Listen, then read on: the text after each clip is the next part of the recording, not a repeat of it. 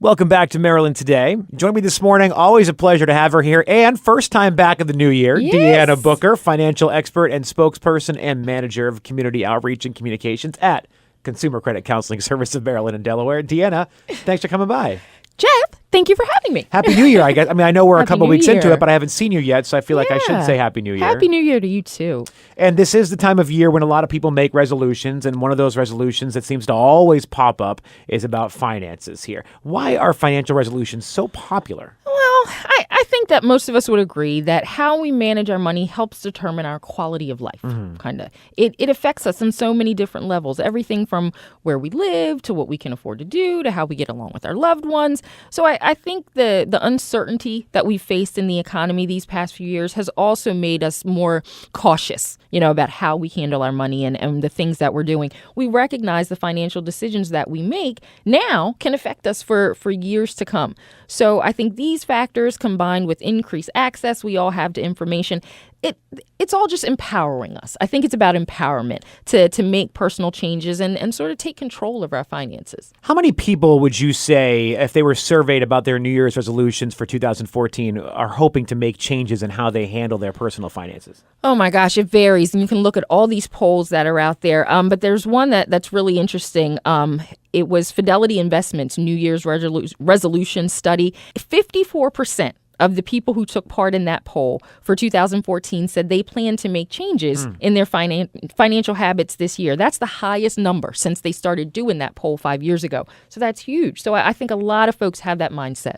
What are some of the personal finance changes that people hope to make this year? I'm sure there are some topics that are more popular than others. There are. And a big one was saving more. Sure. That was the financial resolution that was listed most often. 54% of those who plan to make a financial change said that they hope to save more this year. I think something like 25% said that their big thing was to pay off debt. And 19 or 20 or so percent said they plan to spend less. Consumers also listed things like developing a long-term goal plan and making and sticking to a budget. They listed those kind of things as resolutions that they're trying to pursue also. Those are all great goals and Sure. some that I've used for myself in the past, or at least tried to accomplish in the past. But let's take a look at each of them and see how those of us with similar plans can achieve our own resolutions. Where do you want to start here? Well, I think a good place to start is with the basics. To make a true change, in the way that you're managing your money, the first thing you have to do is know where you stand financially. And that means taking a look at your personal budget. How much money do you have coming in? This is the kind of stuff we're talking about all the time. How much money do you have coming in? How much money do you have going out, for expenses? How much do you have left once all the bills are paid? If you've never had a budget, it's a great time to set one up. It really is a great time to start with that basic step. At Consumer Credit Counseling Service of Maryland and Delaware, we have a free interactive tool on our website that can help you. We're offering free confidential budget counseling at our offices throughout the metropolitan area in Salisbury and over the phone. So I think starting with that budget plan, that budget setup, that's the best place. Okay, so I've taken a look at where I stand, and I've got a budget in place. Now, if my goal is to save more this year, how can I make that goal a reality? Well, I think the way to do that is to plan to pay yourself first. For example, every time your paycheck is direct deposited into your checking account, have your bank or have your credit union get an assigned amount or take an assigned amount and put that from your checking account into your savings account. That's an easy way to start creating that little nest egg. And even small amounts. It doesn't have to be a huge amount. Small amounts that you contribute regularly are going to add up over time, because the amount is automatically deducted from your check. You're not going to miss it, and it's a good way to start building that savings. So I think that's one of the ways to do it. I would think that most people would say that they want to be able to save more, but a lot of us live on a limited budget, and it can be easier said than done. How can listeners who are on some sort of limited budget free up more money for savings? Right. I think if you don't have money left once the bills are paid, you've got to start looking for ways to cut back on personal expenses. This is an example I always throw out. Saving just 50 cents a day in loose change leads to an extra $180 a year. Okay. Eating out 2 times less per month can lead to an annual savings of more than $350. So you want to start stretching your dollars, make it go farther. Comparison shop before you buy groceries or clothes or whatever essential items you're looking for. From a long-term perspective, I think listeners have to make sure that they're fully utilizing everything that's available. So one of the things I'm talking about, a big example, is your employee savings plan. Despite the negative economy, many employers are still offering a match on 401ks and that kind of thing. So you want to make sure you're taking advantage. You want to make sure that you're, getting that dollar that they're going to put out for every dollar that you put in. And the sooner you start, the more you're going to have saved, as it comes closer to time for retirement. Look at other things. Consider applying any additional revenue you receive, like from a tax refund, that kind of thing. Put those kinds of things toward your savings. You really just have to start concentrating on how you can cut back and increase your savings at the same time. Okay, so we're talking here a little bit about how to save more, but let's move on. How can we make sure that we spend less in 2014? Yes. The first step to that is figuring out exactly where your money goes. Really, it really is. So you want to keep maybe a spending journal to do something like that. Keep it for a month. Every time you spend a dime, every time you put money out for any purchase, write it down. Write down how much you spent, what you spent it on, and then take some time to review that journal. Try to determine, which purchases did you really need to make? Is there something I could have cut back on? Were there things that I just wanted, that I bought on impulse, maybe that I didn't need? And then make a pledge to limit the amount that you're spending on those kinds of non-essential things, in the months to come. You want to really be in control of your spending. Well, once we've reduced the amount that we spend on these non-essentials, as you called them, are there any other ways to spend less? Oh, sure. Absolutely. Go back to your budget and look for ways to cut back on expenses like we were talking about, whether it's for food or transportation or communication. For example, if you want to spend less on food, consider reducing the amount that you spend eating out at work. Bring your lunch from home. Take a brown bag. Buy food that's in season. Use coupons, all that kind of thing. We're spending a great deal of money, a lot of us, on entertainment, on cell phone packages, all that kind of thing.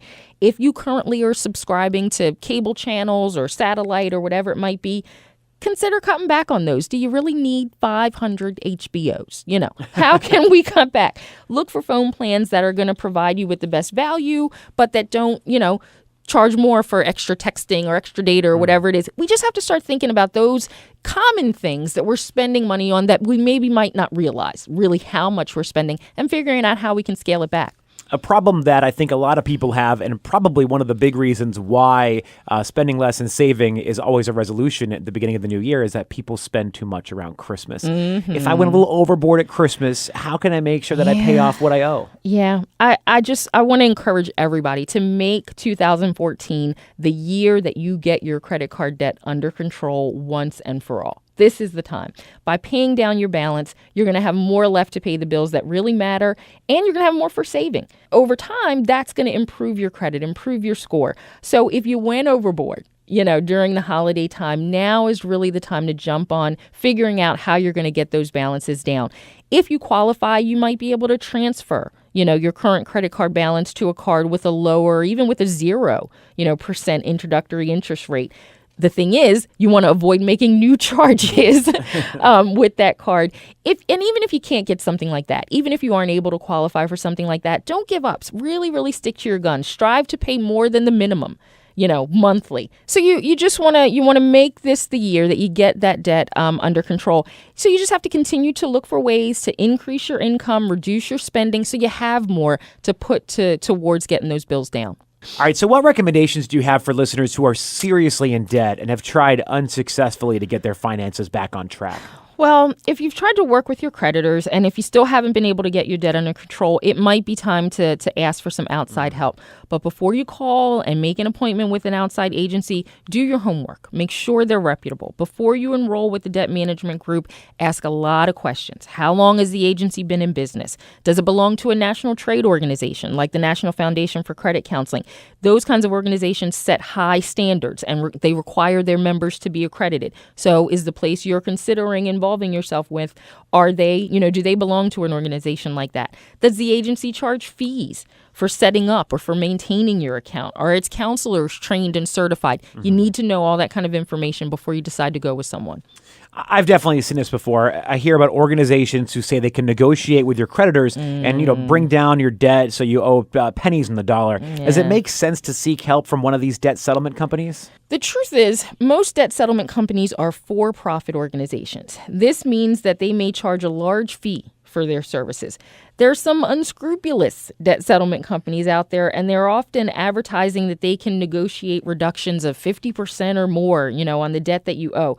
And that sounds really tempting and it sounds really good. A lot of the times it's not true, though. If a debt is paid through settlement, it generally shows up as paid by settlement on your credit report. So that's going to impact you. That's going to affect your ability maybe to get loans and apply for things and be approved for things in the future, credit cards and different sorts of things. You may also owe taxes on the forgiven debt, that you didn't pay. So you have to really understand settlements are a little trickier than a lot of times these agencies make them out to be.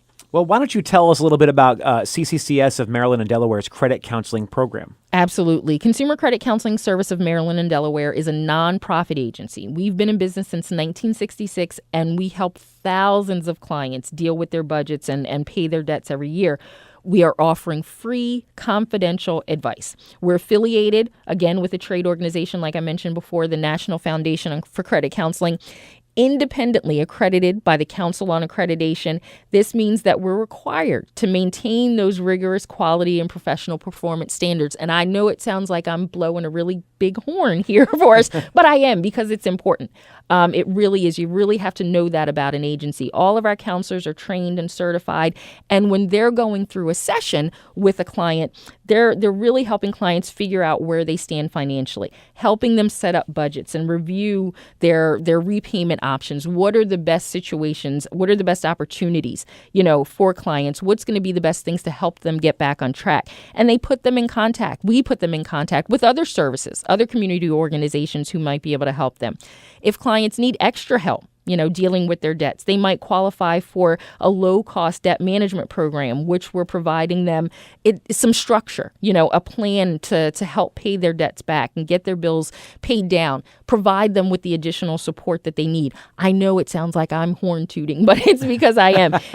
We're helping clients not only in the here and now to get those debts paid and to, get things back on track, but also we're providing them with financial skills, new habits, new behaviors that are going to be able to help them through the rest of their lives, when it comes to managing their finances. So how can listeners who need this type of help get an appointment with CCCS? It's so easy. They just have to call us at 1-800-642-2227. Visit our website, cccs-inc.org. They can learn all about it. We're offering counseling sessions by phone and at our offices all throughout the Baltimore area. Well, Deanna, it's about that time again. We're sort of running out of time here. I know, it's so sad. But before I let you go, I always like to ask you if you have any parting advice before we kick you out. I do, as a matter of fact, before you kick me out. No, I do, as a matter of fact. I would just encourage listeners to stick to those resolutions. You've made them. You've got your goals in mind. Make this the year that you do it. If what your goals are seem a little big, they might seem a little overwhelming, break them down. Put a time frame around how you want to get things done, but don't let anything dissuade you this year from making those changes that you want to make.